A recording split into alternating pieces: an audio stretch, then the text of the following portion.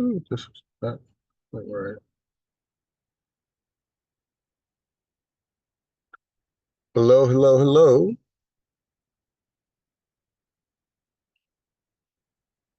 Where am I? Trying to get my background straight. Give me a minute.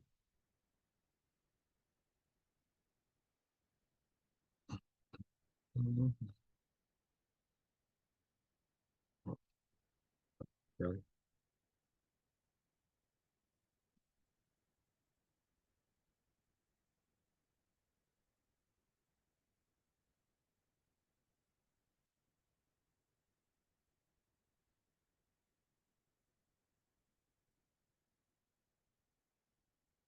there we go.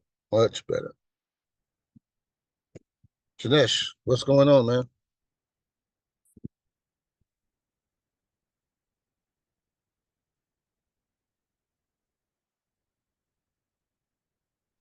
Oh, sorry, sorry, I had it muted. Hey, Michael, how are you? I am blessed. How are you doing? Doing great, thank you. Thank you for having us. Oh man, of course, of course. Thank you for coming. Hmm. What's up, Janet? Hi, Mike. Long time no see, I know, huh? right?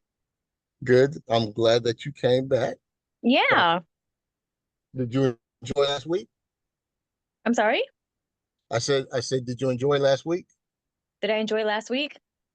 I enjoyed some parts of last week. Okay. All right. Um, so I know I threw a lot of information at you last time, Yeah. right? It was it was like it all sounds too good to be true, kind of. So I kind of needed to like pull away a little bit and like Okay. let it sink in. So as you were talking, I'm like, I'm trying to follow along. And then Amen. you'd lose me. And I don't know where to stop and say, can you explain this? Because I'm not trying to like slow down the presentation. N- n- Now, did I send you an email with the Yes, I got him. Hmm. okay. Did you get a chance to look them over and to Yes, I look looked at them that? over. Okay. I just think I need to go through the money one again because it's a still, Hmm. so I can't play around with it. So that's why I'm like, okay, I kind of want to see it again. Amen. Amen. And so, kind of like last time, I'm going to, really focus on the questions that you guys have and tailor this session to you guys. And Okay. so, right now it's you and Janesh, and so Oh, we it's can just go us two? ahead. Yep, it's Oh, just the two of you. what's up, Janesh? What's up? Sorry, I was muted. Um, and I mean, we've got an AI bot with us, but that don't really count. Um, so let's get started.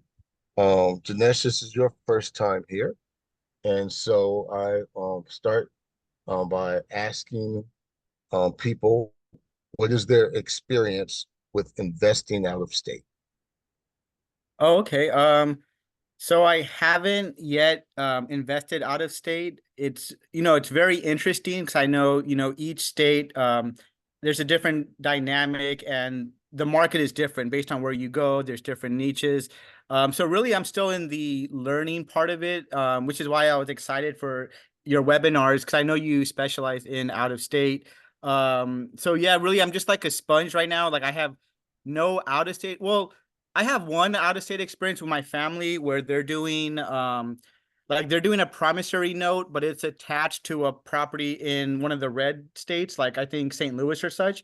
So technically, I guess we're kind of involved in out of state, but we don't own the property. It's more just like, a promissory Mhm. note.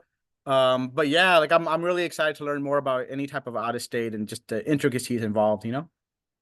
Okay, so then what I want to do is I'm going to go over my primary out-of-state investing um, presentation.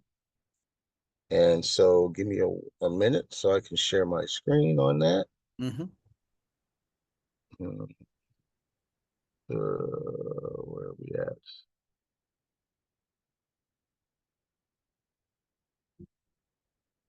slideshow from the beginning. All right, so it's working. I'm trying to see why there we go. A strategic approach for enhanced returns. So again, I'm Michael Evans. I'm the BNIC Network LLC president. I'm also president of Help Keep My Money LLC. The BNIC Network manages real estate deals on behalf of investors, and Help Keep My Money as a business provides business management services to government agencies, startups, nonprofits, and also family estates.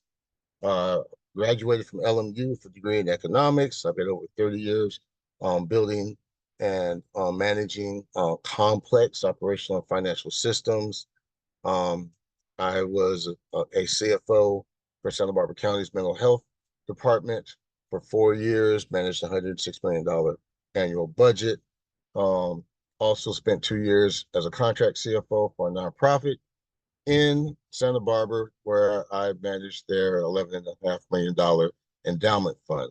From a real estate perspective, I've been I was an active real estate investor from 97 to 2005. I got paid $15,000 to buy my first house. It's called creative financing. I personally own 3 properties, and I've never used a penny of my own money. And from that, in 2017, a business partner and I were looking to flip houses on scale throughout the United States, and I developed a risk management tool for managing that risk. Things didn't work out between him and I, but then in 2020, I got with a group of people, and we decided to form an investment club in order to invest in Detroit. Unfortunately, that didn't work out. And so in 2022, I formed my own holding company. The holding company formed the BNIC network as a wholly owned subsidiary. And in 2022, started providing services, and we got our first client.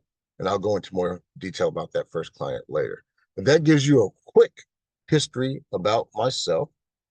And move this out the way. So here's the things we're going to cover real quickly. We're going to cover some real estate investment basics, which you guys probably already know, and then we'll focus on the advantages of out-of-state investing.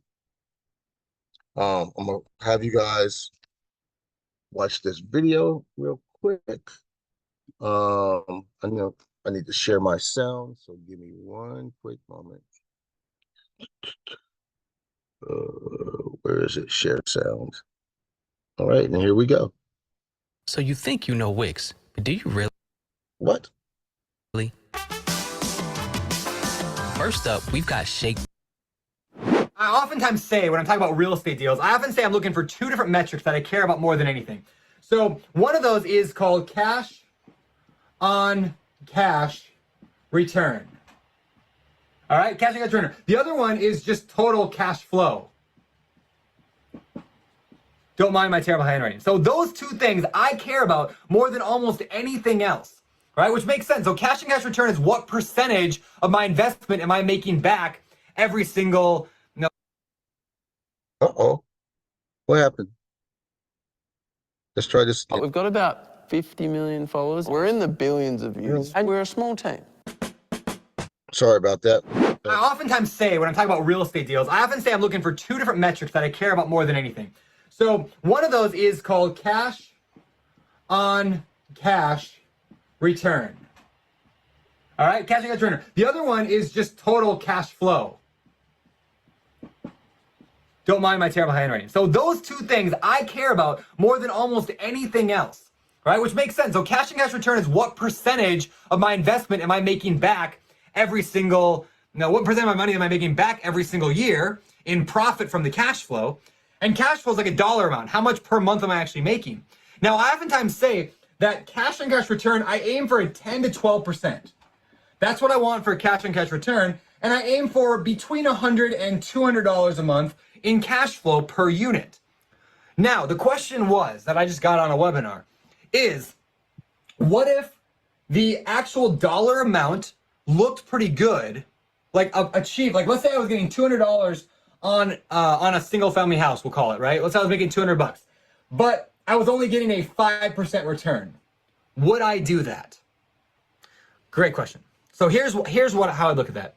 If I'm just getting started and I'm trying to buy my very first deal and I'm only getting a 5% return, and I know that I'm gonna have more money where that came from, I would probably do it just to start building momentum, as long as I was really confident in that number. Because I believe in the beginning, momentum is more important than your actual return on a single investment, the knowledge and experience you gain.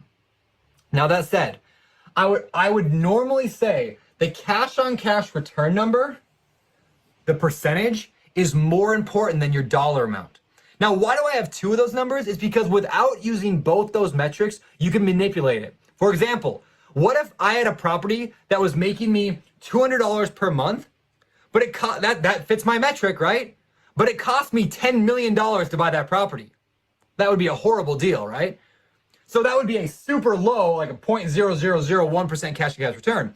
Now, on the other hand, what if I had a property that was giving me a 50% return on investment? Whoa, that's really good.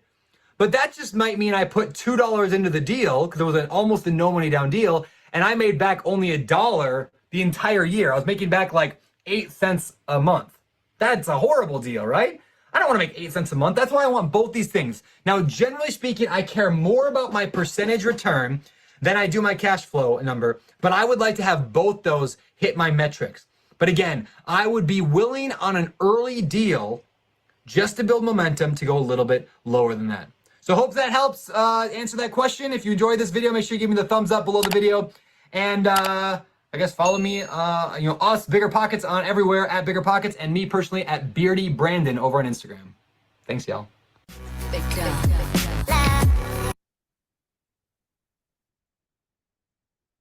All right. So let me go from here.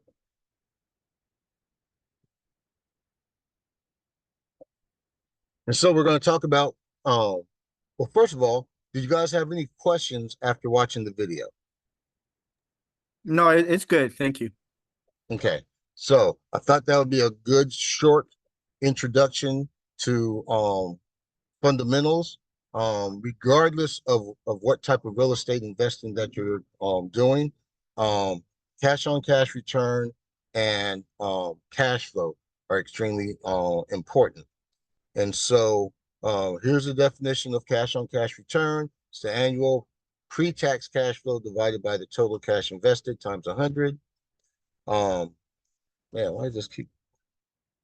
So when we look at in-state versus out-of-state, I use the example of where I live in Lancaster, because the rent-to-price ratio is better than in Los Angeles. But let's just use an example. Buying a $500,000 house that rents for $3,000 a month. If you got a down payment of $100,000 and closing costs of $10,000, that means you got to come up with $110,000 in total cash. Okay. So now we start looking at what's our pre-tax cash flow. So look at it on a monthly basis first. So you got rent of $3,000, your mortgage, and I think I based this on like a 7% interest rate. Your mortgage is going to be $2,661. Now, after that, you got to take into account property management, unless you're going to manage it yourself. You got to take into account property insurance and property taxes. When you take all that into account, you're going to have negative cash flow. And so, as a rule, never, ever, ever do something that has negative cash flow unless you are speculating on the appreciation of the value of the property. I'm not big into speculation. I'm into investing. And so negative cash flow is not something that I want to do. Now we look at the example on Detroit, where you're going to be all in for about $50,000. The house is going to generate $1,000 a month in rent. right? Because you're coming in with all cash, there is no mortgage. So you're looking at your operating costs, which is, again, your property taxes, your property insurance, and your property management being no more than 375. It's going to be closer to 300, but I use 375 just to make the numbers easier. Means that you're going to get about $625 a month or $7,500 a year. So now we take that 7,500, divide that by 50,000, multiply it by 100, and now your cash on cash return on investment is 15%. Do you remember in the video, he said he shoots for 10 to 12%. This is 15%. He's shooting for about $200 a month. This is $625 a month. And so this is why I say Detroit is the best cash flowing market in the United States. So I know I ran over this kind of quick, and I will send this out to you guys later so you can study it and everything like that. But any questions on cash ROI? Anyone?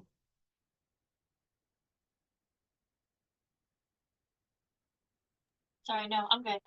I'm writing all this stuff down, so that's why I'm quiet. Okay. Yeah, All it's right. the same here, Michael.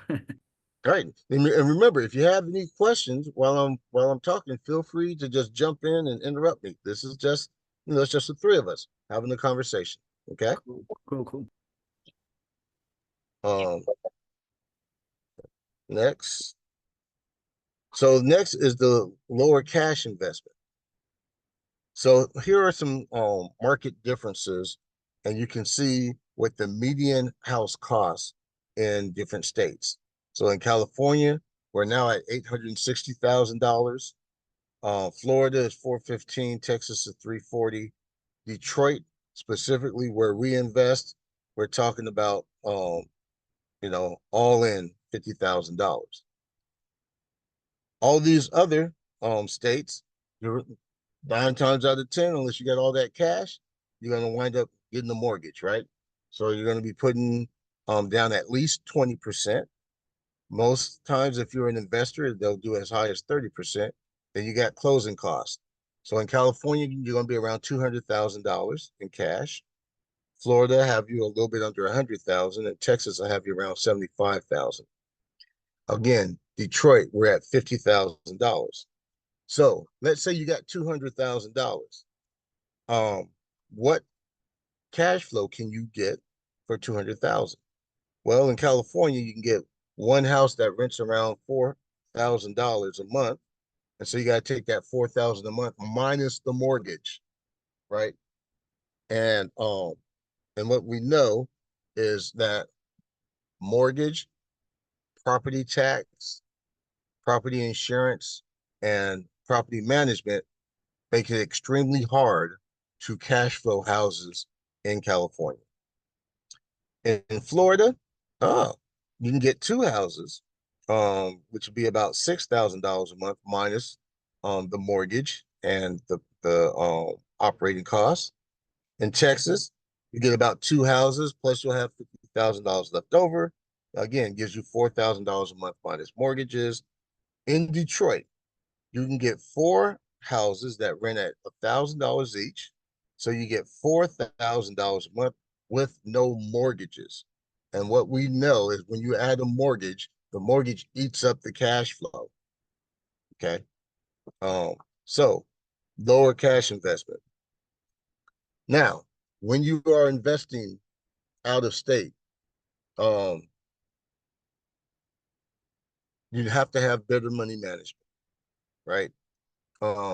This is where you got to have reliable boots on the ground. People that know what they're doing, that have a reputation for knowing what they're doing, and who you can trust, or that you can put some systems in place in order to manage and watch on what they're doing. And as you grow your portfolio, unless you want to be a portfolio manager, you're going to need someone to manage your portfolio. The key word is systems. You got to have some good systems in place. Systems on the ground, as well as, hold on for a minute. Let me just pull up the window. I'm not in my office as I normally am. All right. You got to have some good systems in place. Okay. And then probably the most important system is a communication system. Communication system with your boots on the ground, and constantly knowing what's going on. Now, there's also some prop tech, which is property technology that you can use. You can have videos, or I'm sorry, cameras set up at the property during rehab to make sure the guys are doing what they're supposed to be doing, that type of thing, right? And then it's about the numbers. So we've talked about cash on cash ROI, but now we're going to talk about rent to price ratio. So the rent to price ratio is simply the monthly rent divided by the sales price. And what that gives you an indication of how much gross rent are you getting for every dollar that you invest. The higher the percentage, the better the property is at generating cash. And so here are the top 10 as of, I think we're in September. So this is probably from July. And you'll see that Jackson, Mississippi is number one, 3%. Then we go to Montgomery, Alabama, Baltimore, Toledo, then Detroit, Cleveland, Shreveport, Dayton, Ohio, Kansas City, and Peoria. You'll see all of these, except for Baltimore, are in the Midwest.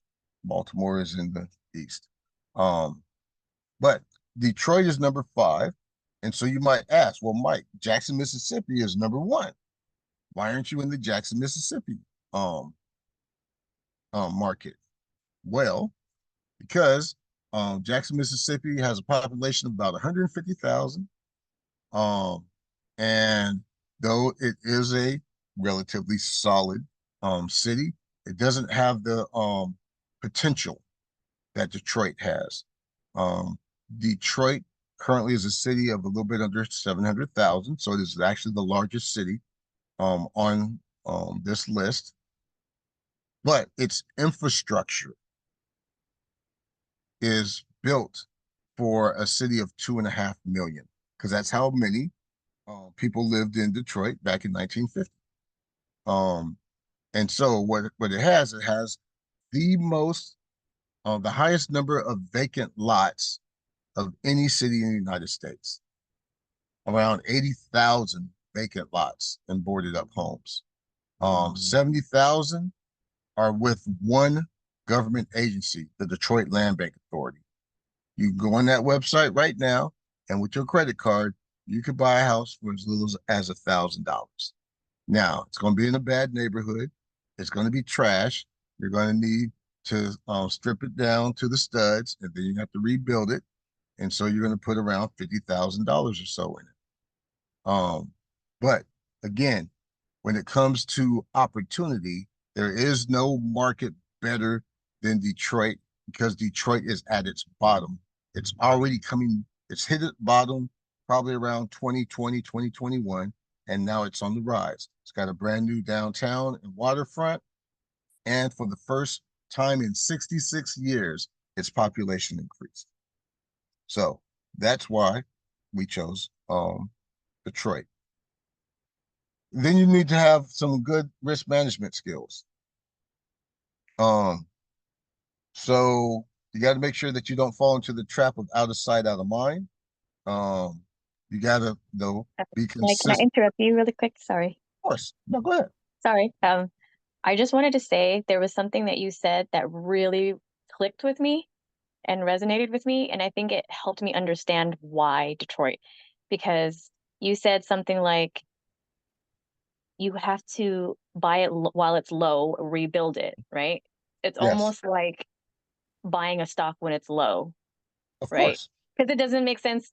Why would anyone want to buy in Detroit if it looks like that, right? But then when you said that, I'm like, okay, now it makes sense. Because that's why that was my biggest fear. It's like, if it looks like that, who would buy it? Yeah, and so Yeah. and here's the thing about Detroit, because Detroit has been falling for the last 60 something years. Okay. In 2013, it had the largest municipal bankruptcy at that time. Okay. And it was just crash and burning.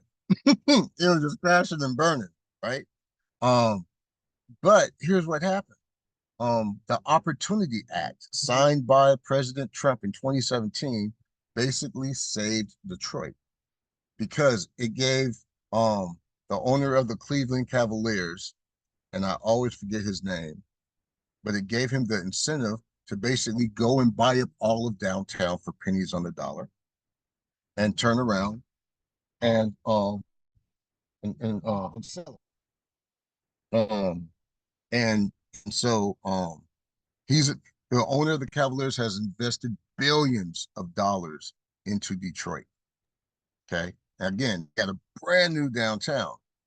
And so there was again because they saw, hey, it's going down in value, but it's got to bottom out. And now we have this tax incentive to where we can go and buy things and rebuild and transform the economy, which they have.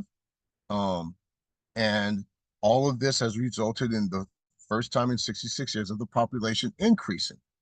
And so you want to buy things at the bottom. The thing is, where is the bottom? You can't tell a bottom until the value starts to increase, right? You can only see the bottom in the rear view mirror. Because if you were to say, hey, in 2013, they filed for bankruptcy, they came out of bankruptcy in 14, 15, oh, this must be the bottom. Nope. It kept on going down until about 2021. Um, and so now though you're seeing this rise in values. And I'll just give you the example of the market that we play in within Detroit, which is at the bottom, where we create turnkey rental properties that are affordable housing, right? And we specifically build it for affordable housing. We do not build properties for homeowners who want to own and live in their properties. This is, Okay, that makes sense. Yeah. yes, right? And so since it's built for a specific function, we then also value it differently than we would if we were doing owner occupied. Owner occupied is always valued based on the comps. Yeah. Anything that I didn't generates, know there was a difference that with real estate like that. So now it's starting to click. So yeah. And yeah. but here's this creates another challenge, but in every challenge there's at least one opportunity. And so um if we're redeveloping single family residential units specifically for affordable housing, aka Section 8 housing, right? Where you guys and you don't have enough Section 8 housing, right? You got more vouchers than housing. Um and um and it's all about cash flow. Well, you then value properties that generate cash flow differently than properties that are owner occupied, right? You use discounted cash flow methods. You use cap rates, specifically cap rates. Um, the challenge is that lenders, your traditional lenders, when they look at single family residential, do not want to value those properties based on cash flow.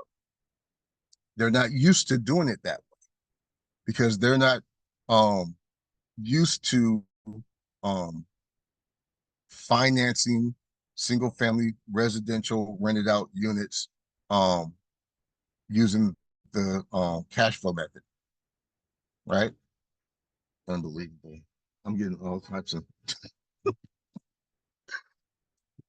I can't get no quietness. Sorry about that, y'all. I was at the I'm at the park. Um, I'm trying to have this webinar, and um, lots of noise. And so we We come can't with hear a it. We different. can only hear you, so that's okay. Oh, good. Yeah, So I we can't can. hear anything but you. So Oh, that's great. I guess my computer has a good mic. So so it becomes a challenge also because lenders don't want to loan or create a loan that's less than $100,000, right? And all these properties are total cost of the entire project is only $50,000. So you won't find a traditional lender. But again, in every challenge, there's an opportunity, and I'm gonna talk more about that at the um at the end. Um, so let's get into risk management, right? Um, Now you've got to manage, you have to identify what the risks are, and then you have to manage them. One of the risks, out of sight, out of mind, right? Um, you have to again have good communication systems to make sure that things are going right. Every 6 months, you may want to do a property inspection by using an independent um, a property inspector rather than the property management company um, to see how things are going. If you have a if you have a section 8 if you have a section 8 tenant every year you have to have an annual inspection by the housing authority. And yeah, so that's true. um yeah, and so you want to make sure that you've got um good communications. And specifically in Detroit, it is easy to get hustled and you may not even know that you're getting hustled. Okay. The next is diversification. Now, this makes out-of-state investing, especially in the Midwest, a great option. Um, because I showed the example of $200,000. $200,000 in California is going to get you one property. What happens if something goes wrong with that property? You have a tenant who messes and tears up and doesn't pay and all this other stuff. You still got a mortgage, but now you're not getting any money in, right? But that $200,000, you could have went to Detroit, got 4 houses for cash, and if one property goes bad, you still got 3 other properties. So um, diversification is a great risk management strategy. You got to understand the laws. Um, you know, they have different regulations in different states, and you have to understand which um, which cities and which states are landlord friendly versus tenant friendliness, and then you have to develop strategies accordingly. So, for example, prior to COVID in Detroit, you could either do a 1 year lease with a cash paying tenant or a 1 year lease with a Section 8 tenant. COVID hit.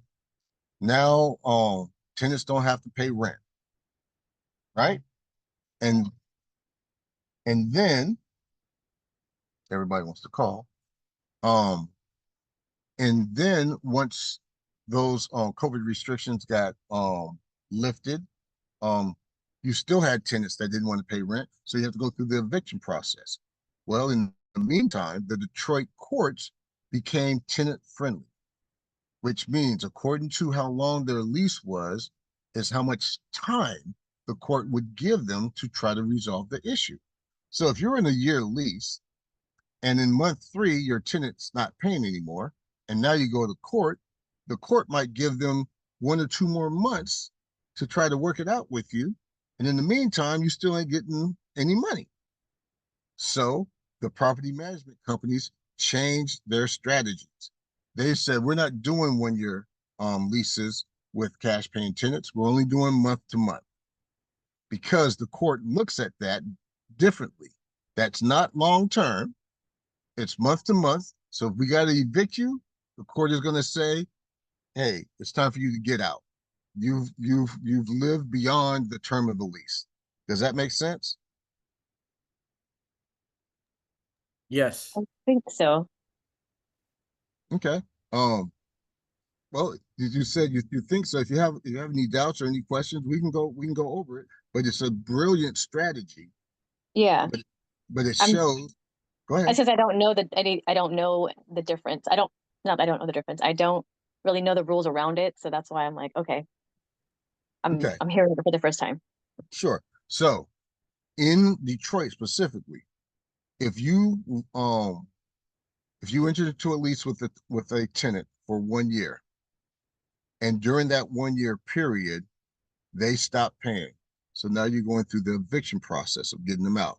You got to go to court in front of the judge. You say, Judge, per the terms of this lease, he hasn't been paying. I served him. I want him out. The judges in Detroit are sympathetic to tenants. So rather than saying, "Yep, you're 100% correct," therefore I'm going to, issue this eviction notice, and you go ahead and get with the sheriffs to get them out in 3 days, right? Instead of saying that, they're like, "Oh, they've got a year lease and blah blah. I'm gonna give him 2 months. See if he can work it out with you. If not, come back to court." Well, in the meantime, in those 2 months, if you don't work it out, that's 2 more months where you haven't been getting paid, right? Right?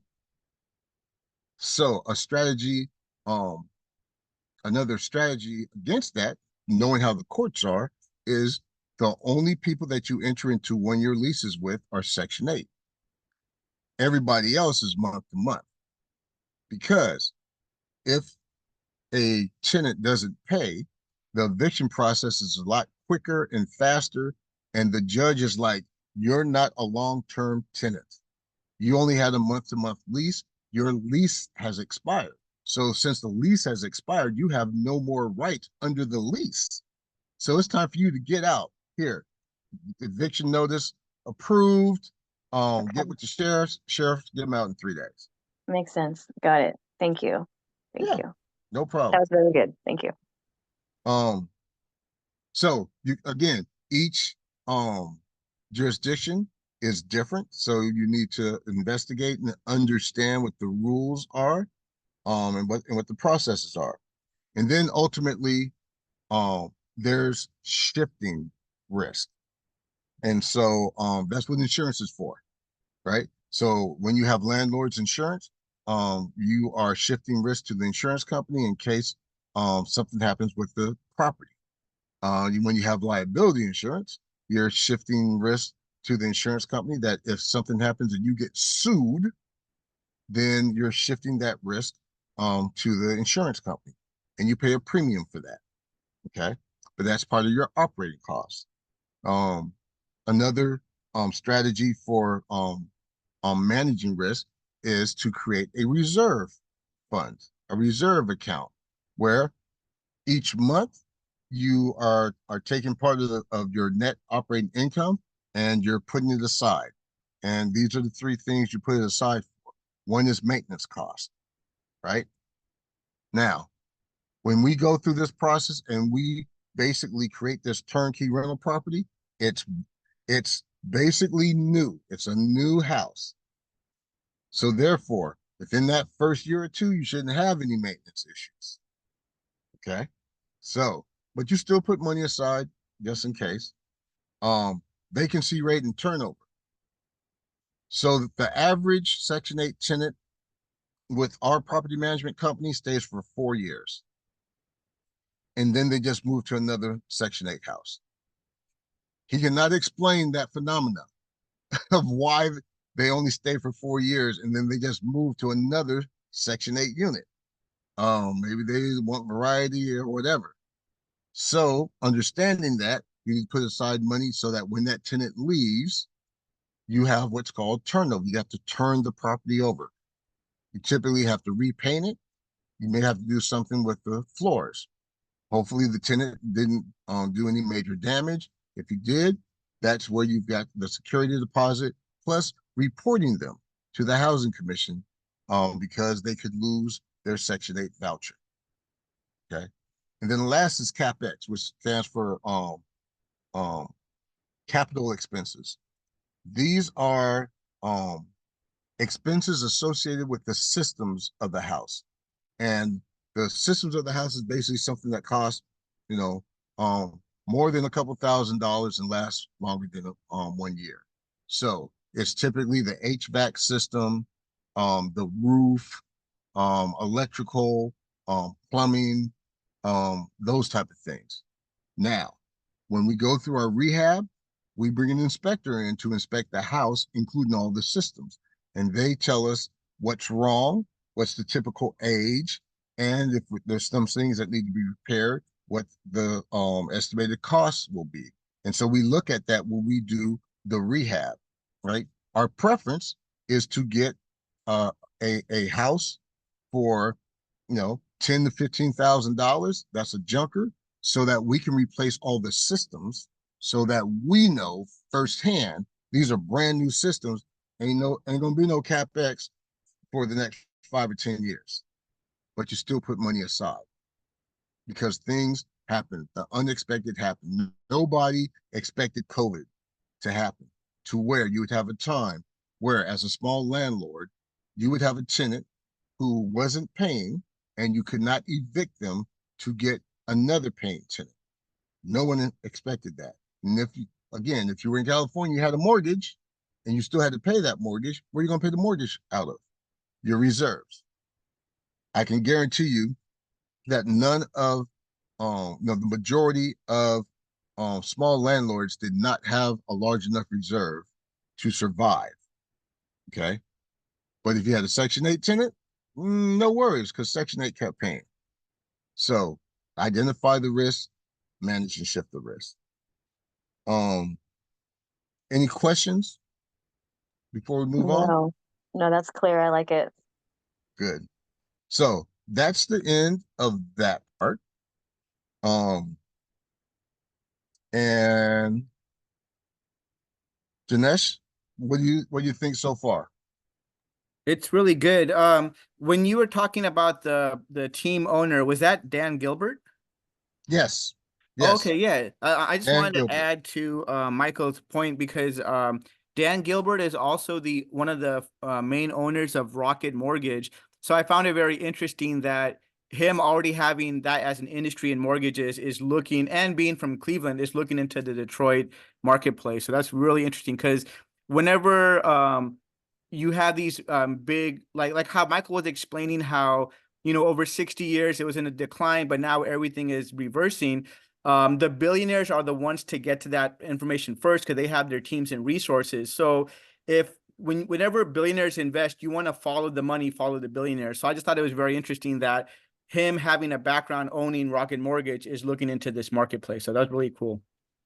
And Rocket Mortgage is headquartered in Detroit. Oh, awesome. Awesome. Yeah. Wow. Okay. And I'm learning a lot today. and here's the thing, because it is headquartered in Detroit, it has attracted other companies in the financial industry to set up shop also in Detroit. And so Because they see the growth, right? The yes, the growth potential. exactly. And so here's the thing. I liken the inner city of Detroit to where the inner city of LA was in the 90s after the riots. Okay. After the riots, so prior to the riots, there were no grocery stores in the hood. Okay. After the riots, here comes Ralph's and Targets and everything like that, right? And then what happened is white folks came in and started buying up the properties dirt cheap, rehabbing them. Here comes Starbucks and these other stores, raised all the property values, raised the property taxes to where the old woman who owned her house outright and was only paying property tax and insurance now can't afford to even pay her property tax. So now she's got to sell. And then that whole area now becomes gentrified.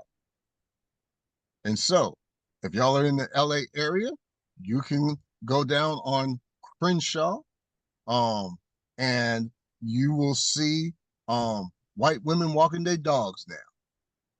And that is the telltale sign that an area has become gentrified. 30 years ago, that you would have never seen a white woman walking the dog down Crenshaw Boulevard. So this is the opportunity, because the Detroit is going to go through that, because every major city has gone through that type of gentrification. And now it's Detroit's turn. It's like a strategy, right? Oh That man, is, that's like, like it's like a drop in like ship. Like, okay, this is the model. This is how it fits. So it's gonna go through it, right? it is. So it's a pattern. So it's not like this is unique to Detroit. Correct. Correct. Okay. You can look at every major city in the United States, and over the last 30 years, when you look specifically around their inner city areas, you will see that they've gone through some level of gentrification. Houston is a great example, right? Houston is broken up into wards, and like Fifth Ward and things like that were just inner city ghettos. They've been gentrified now, right? I don't know much about New Orleans, but I'm pretty sure New Orleans went through the same thing after Katrina. Yeah. Huh. Okay, Yeah. and So, so so does that mean you think Maui's going to go through the same thing? so they are fighting hard through local legislation to stop the poachers from coming into Maui. They're fighting that very, very hard. Because look, it was like the week after the poachers came down there and was trying to buy a property. What? The week Okay. after. Wow. Okay. Yeah. 'Cause I was like, don't gentrify Maui, please. Right. And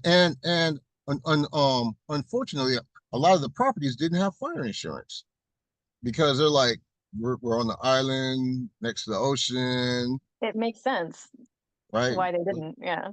What are the odds of us having a major fire? Blah blah. And so this is where they didn't manage Hmm. for that risk. Yeah. Yeah. Makes sense. All right. So what time is it? So we got about 15 minutes or so left. So I want to go through one more presentation. So give me a minute while I share my screen again.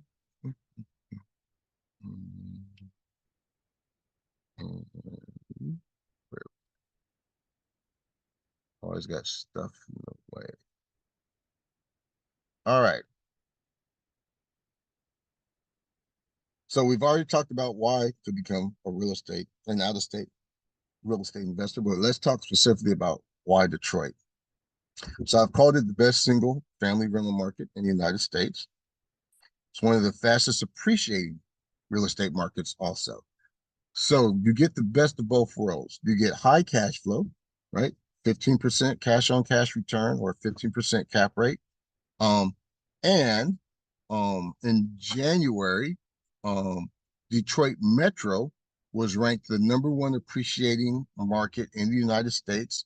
It beat out Miami. But when you go into specific zip codes, that's when you find the real value.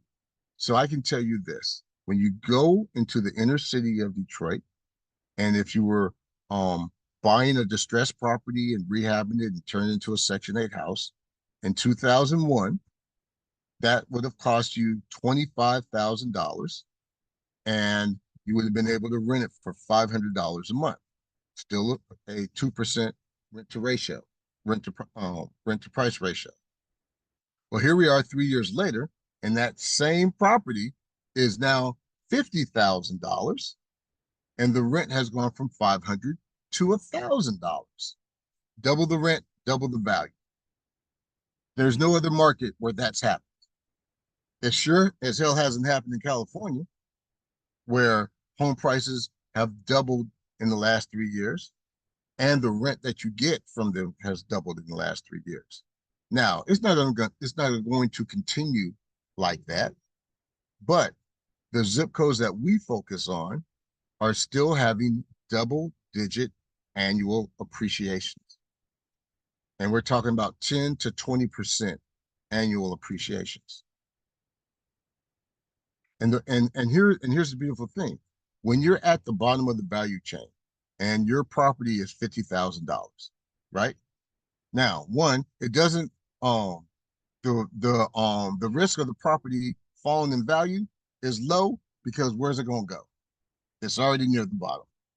So only place it really has to go is up. And here's the thing.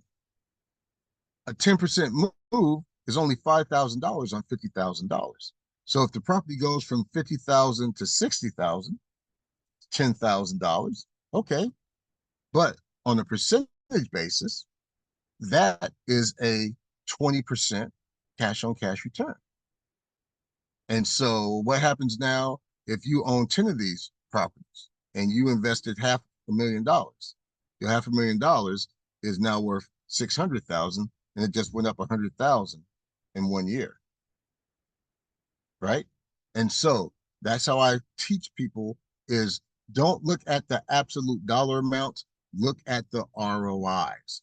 And so the video stressed that, right? Cash on cash ROI was the number one thing that he was looking for. And Detroit delivers that in both cash flow and appreciation. But there's a lot of markets in the Midwest that are now high appreciating markets. And like I said, we talked about the inner city of Detroit looking like LA in the late 90s. So why work with us specifically? Because we manage everything. You can choose to be a passive investor and be like, all right, Mike, here's $50,000. I'll see you in 3 months. Send me some updates. But other than that, I don't really want to be involved. Or you can be an active investor. All right, Mike, I'm ready to fly out to Detroit.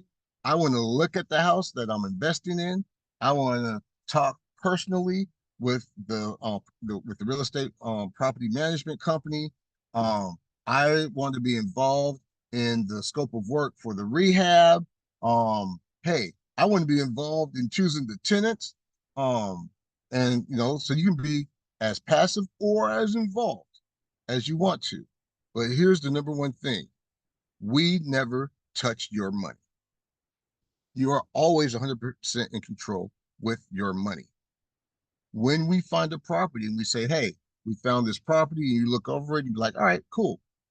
Let's make an offer on it. All right, it requires $1,000 earnest money deposit. You're going to then transfer that money directly into escrow. We don't touch your money. When it's time to close, that money goes directly into escrow. We don't touch your money. When it's time to do the rehab and it's time to pay the rehabber, you directly pay the rehab. We will review the invoices and we'll manage everything, and we'll give our approvals before submitting it to you, but you are the one who pays everything. We don't touch your money.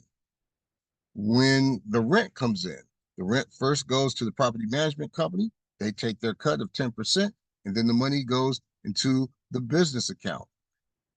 We are accountants over the business account. We can see everything in the business account, but we have no authority to withdraw a single penny. So you're always in control of your money. That's always a question. And so I want to make it explicitly clear. I love that. Thank you. That was very clear. Yeah, very, very clear. Now, we charge to cover our services, but we make the majority of our money on the back end. So we charge 2% of the purchase price, 2% of the rehab costs, and if we sell it within our network, we charge a 2 to 4% on the sales price. Okay. We also offer you a preferred rate of 10%. So what that means is of the profit, whether it's from renting or from selling it, you get 100% of the profit up to 10% of your investment. Invest $50,000, you're going to get the first $5,000 of profit. All the profit after that is then split 50-50 between you and my company. So, for example, you spend $50,000 in 3 months. We produced this turnkey rental property that's renting for $1,000 a month. It's generating $7,500 a year in net operating income. And now you say, hey, Mike, I got this performing asset. I want to flip it. I want to sell it. Okay, well, since it's a cash flowing performing asset, we're going to use the cap rate to determine the value of it. We sell it to someone within our network, we're going to use a 10% cap rate, which means you take the net operating income divided by the cap rate equals the value of the property. So if we use $7,500 a year divided by 10% equals $75,000. All right, boom. We sell it for $75,000. So now you got a gross profit of $25,000. Well, you get the first 5,000, and then the remaining 20 we split 10 each. So now you got another 10. So you get 5 plus 10 is 15. My company gets 10.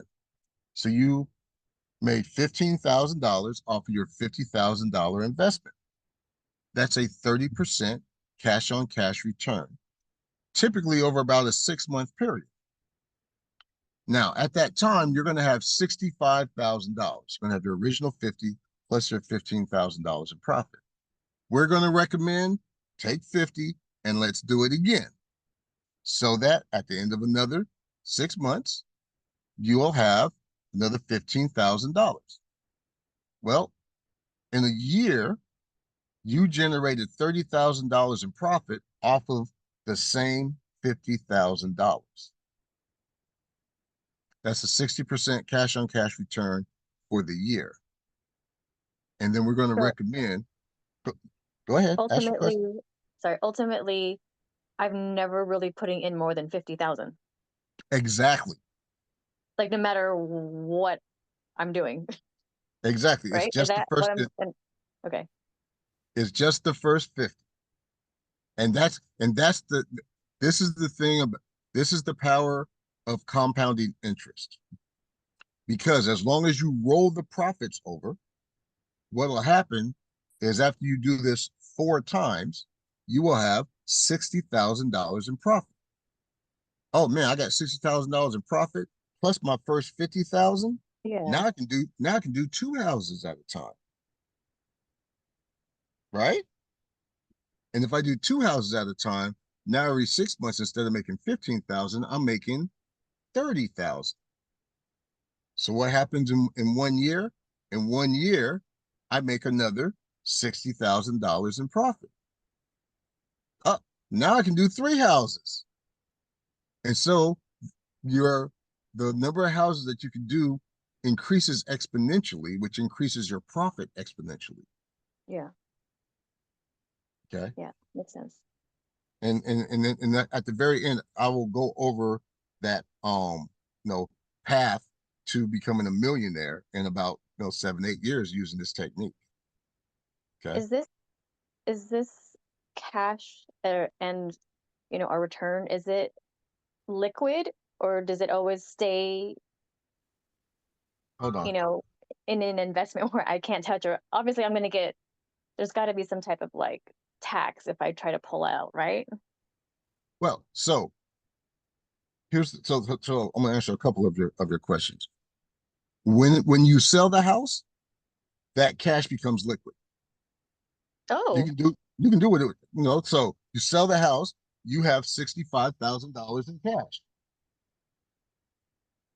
because if we need it to be liquid, it's possible to do it. There's no restriction. It's just a preferred method to continue rolling it over, right? Correct. Okay. Right. So at any time, you can take some of their profit if you want to, it just won't compound as Right, quick. right. Okay. But I have the option. So it's almost like Yep, I'm my own bank. I can compound it if I exactly. want, and I can pull it out There to you pay go. for like emergency stuff if I need. Exactly. Okay. That's Right. one thing I wanted to ask because I was like, how liquid is this? Yeah. Every time you sell a house, you then are 100% liquid. Yeah, And okay. then you choose what you want to do. Okay. Okay. So the strategy you're showing us is just if we continue, Yes. If you reinvesting. Yeah. if you continue reinvesting the same 50,000, and Hmm. that's the beautiful thing, right? Um, and so we've just talked about this slide. How much money can you make?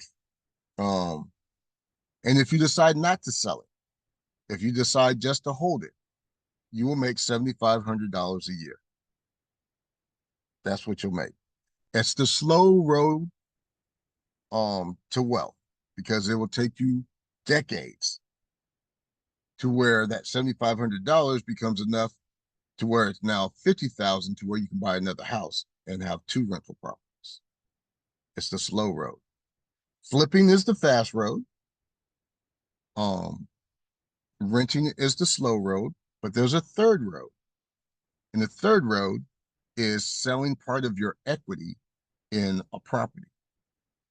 And so when you have a performing asset, and again, we value it based on the cap rate. And now we say, hey, we're going to value this property using a 9% cap rate. So now it's worth $84,000.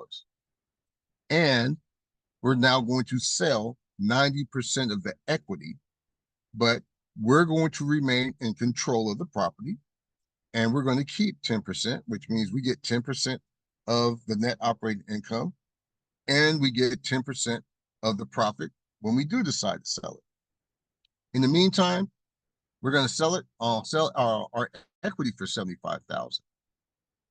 Okay. So when we sell our equity for 75,000, you are now making the same profit that you would have made if you would have sold it to somebody within our network. So you get your profit, and now what do? You repeat. But this time, and what you're doing now is you're going to build up your portfolio at the same time that you are pulling out cash. So when you flip houses, in the end, you don't own any houses. You have cash, but you don't own any houses. Using this third method, you own some houses, and most importantly, control. You own some houses, 10% of the houses that's in your portfolio, and you get cash. And so it's a great middle road because ultimately what you want to do is you want to get to the point where you're like, Mike, I just want to have a rental portfolio. I just want the cash flow, right? Because even though we do manage risk, there is still risk in flipping houses, right? Even though we've got this system and we're managing and shifting all this risk, there still is risk. And at some point, you're like, all right, I want to reduce my risk even further. All I want is a portfolio of Section 8 houses that just give me a bunch of cash flow and I don't have to worry about nothing else. Right? Now, some people be like, Mike, I'm gonna flip forever because I see the exponential growth, right? And so everybody's different. Um, but we give people options is the main thing. That's the main thing. Now I've been talking about if you're a traditional investor, if you bring 50,000, you say, Mike, I ain't got 50,000, or Mike, I don't want to wait, 3 to 6 months in order to get my return. Well, you can be a retail investor. A retail investor is a person who buys the finished product. Okay, so they are the ones who buy the turnkey property either outright for $75,000 or they participate in buying 90% of the equity because we sell the equity in $500 chunks, right? Um, and and so the retail investor, um, they're going to earn a lower return on investment because they didn't take the risk, right? The risk has already been taken. And so the traditional investor gets rewarded for taking that risk. The retail investor has almost eliminated risk because there's a performing asset.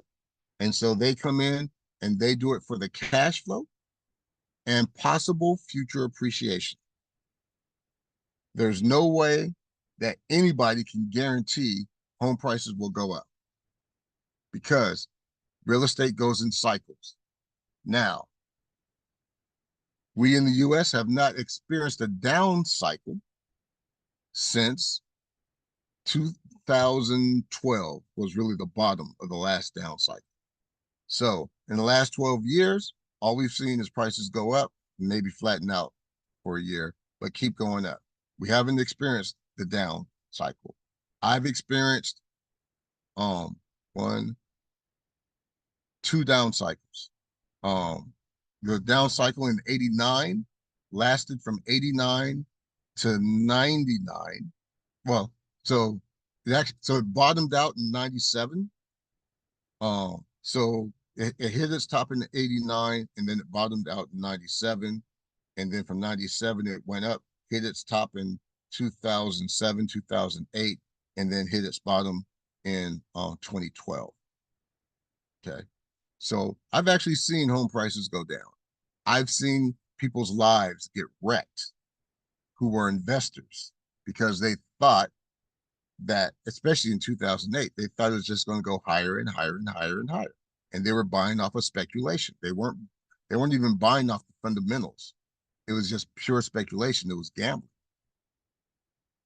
Right?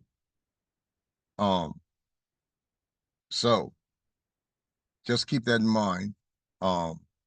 There is a such thing called a real estate cycle. We just haven't seen it in the last 12 years. Any questions about that? Are cycles predictable? So there are indicators. So Okay. for example, in 2005, I saw the indicators and I predicted that the real estate market in specifically where I was at in the Antelope Valley was going to crash at the end of 2006. And it actually started falling in 2000. Well, it was about a year later in 2007. So there are indicators, and the best indicator is the affordability index, right? What percentage of people can afford the median price? And so at that time it was like 14%. And it's probably close to that now, right? Because prices are at an all-time high. Now wages this time are going up, right? But they're still not going up as fast as the as housing is appreciating, or rents are going up. So they are not 100% predictable, but there are indicators. There are red lights that start flashing. Okay. So I know we're past 6 o'clock, and I want to respect everybody's time. Are there any um, final questions before I go over Janice's favorite spreadsheet? No, I'm Janice, good. Thanks, Michael. all right. So give me a moment and let me see where I put it.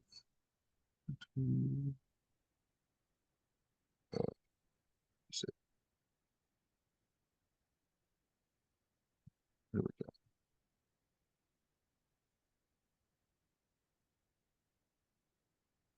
Spend a couple of minutes on this, not too long.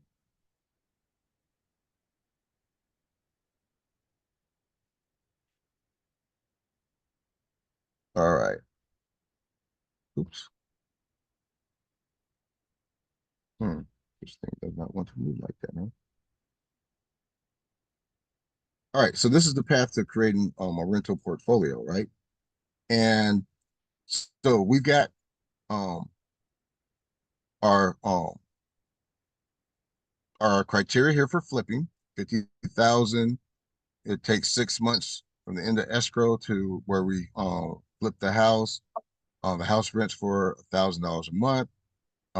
Monthly cost of 375, so it generates an NOI of $7,500 a year. That's $25,000 in profit, in which the investor gets 15.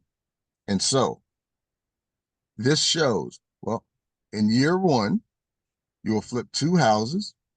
You'll make $30,000 in profit, and at the end of year one, you'll have your original 50,000 plus your profit, so you have $80,000. With $80,000, you have enough to flip one house.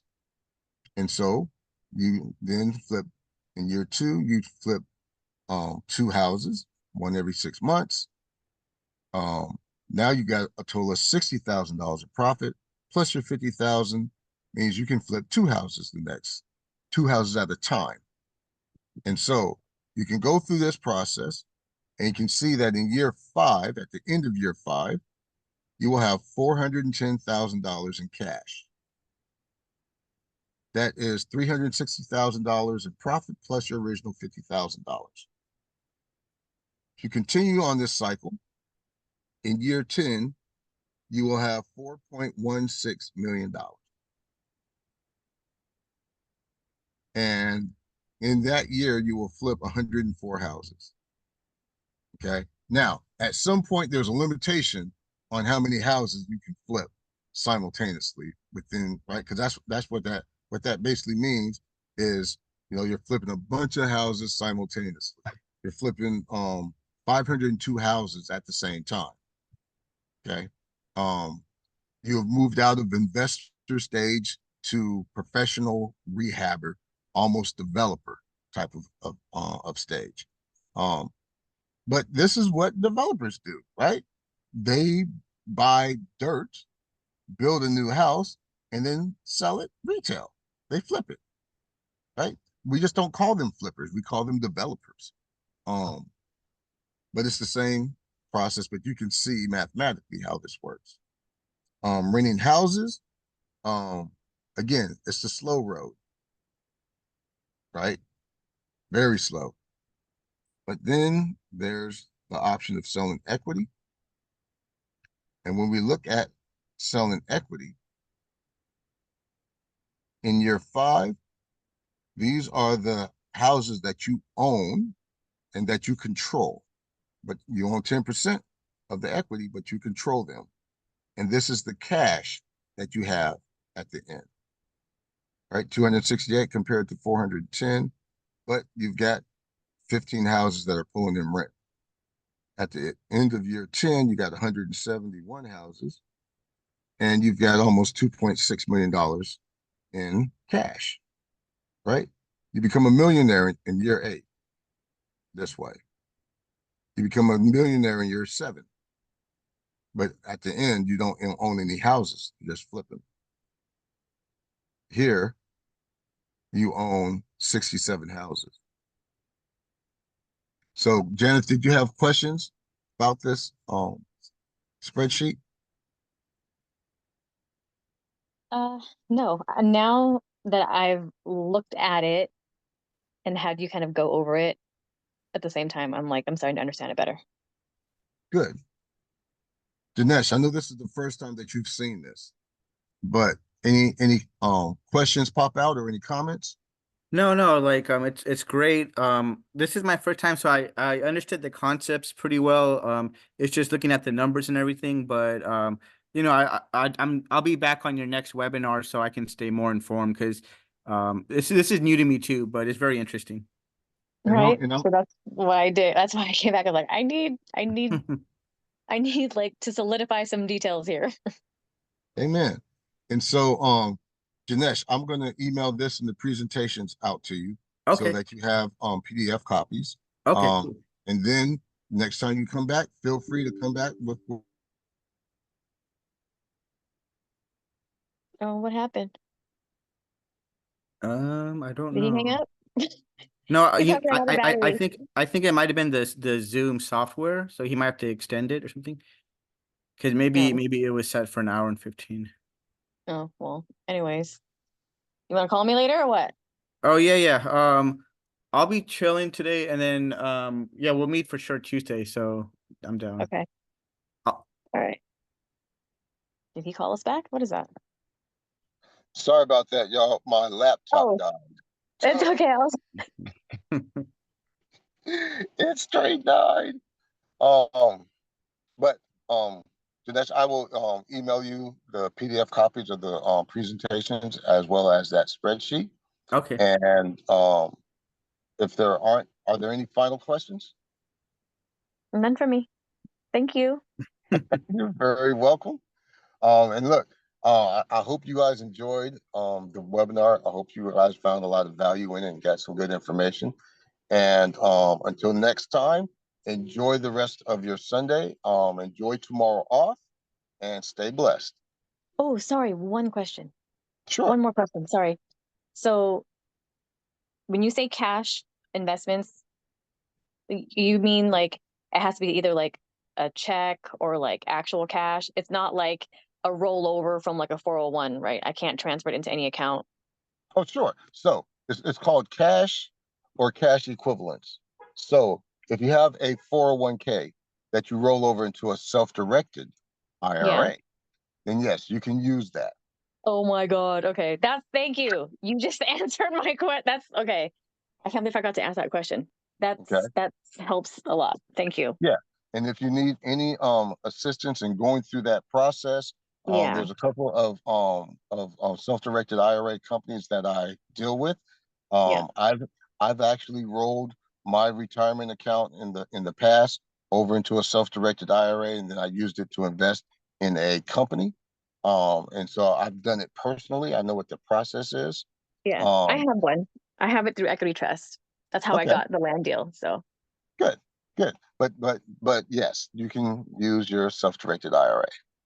thank you. You're Thank you. very welcome. Any other final questions before we go out and enjoy the rest of the day? No, thank you. No, I'm good. Okay. Thank you, Michael. That was great. You're very welcome. You guys stay blessed, and I'll talk to you soon. Okay. Have a All good right. one. All Bye. right, bye-bye.